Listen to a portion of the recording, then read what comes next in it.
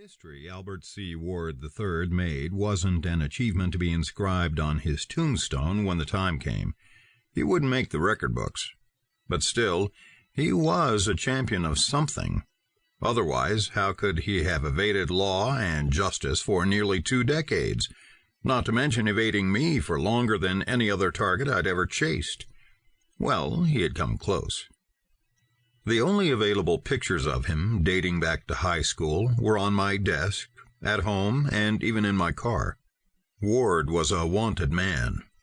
Everyone was after him, including the FBI and the Office of Asset Recovery and Money Laundering of the U.S. Department of Justice, with me, their senior investigative attorney. All of my life, 3 years at the Mossad, Israel's Foreign Intelligence Service, and the time spent earning my Israeli and American law degrees, had been leading up to this. As an investigative attorney at DOJ, I'd been finding the money launderers, the scammers, the con artists who made off with other people's money and stashed it away in sunny, far-off places, and brought it back to the United States. Sometimes I also brought home the perpetrators. We called them absconders, targets, or defendants. The tax havens of the world called them investors. Obviously, there was an ongoing conflict between me, the asset hunter, and these exotically located asset protectors. A better word would be battle, or even war. Conflict is a laundered word for stiff upper-lip delegates at the UN.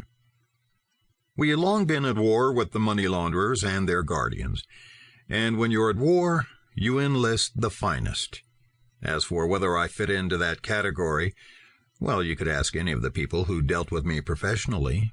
That is, if you could get into prison to find them. So although I had pity for the chameleon that was in Albert C. Ward III's bed, I was still awed by how he had managed to pull it off. Not once, not twice, but 11 times. And those were only the cases in which the FBI had determined him to be the main suspect. Who knew how many others there had been? "Mr. Ward," I said, "I'm quite impressed with your display, but would you kindly stop the drama and talk to me?" His resistance impelled me to try again. "Here you go again," he sighed. "I'm not Ward. My name is Herbert Goldman." I noticed a slight accent when he pronounced the word "here." "I need to rest. I don't feel too well. You'll have to excuse me." He closed his eyes and turned his face to the wall. I stood there for 5 more minutes until a nurse came in. "Please, you are disturbing our patient," she said in a tone reserved for intruders aged 10 and younger. I had thought Albert C. Ward III was disturbing my patients. The policeman looked bored as he sat there, apparently not listening. He never said a word. The cafeteria outside was just about to close for the day. There was only one other diner, a man with a protruding nose hair, noisily slurping a soup that, even from a distance, smelled like my socks after 2 weeks of basic training in the desert. I was hungry, and meatloaf with potato pancakes seemed safe.